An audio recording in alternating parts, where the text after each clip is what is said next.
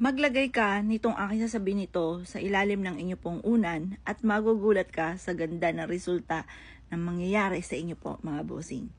Mas magiging magaan yung daloy ng swerte kung ngayon lagi ka pa pong kinakapos. Eto mga boss, nako, magpapasalamat ka sa pampaswerteng ito. Kumuha ka ng kulay pula na papel, kahit anong klase, basta kulay pula.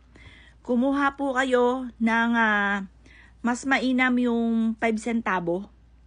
Di ba yung 5 centavo parang ano po siya, rose gold, yung 5 centavo or 10 centavo.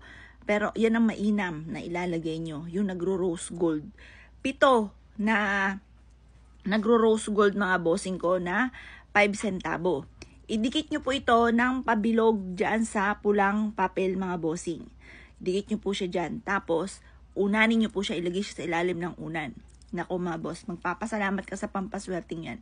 Kung sa ngayon, like kang kinakapos, gipit sa lahat, kapos sa lahat, yan po ang gawin po ninyo. At hindi nyo malilimutan ang pampaswerteng yan. O siya mga boss ha, good luck po sa inyo po lahat.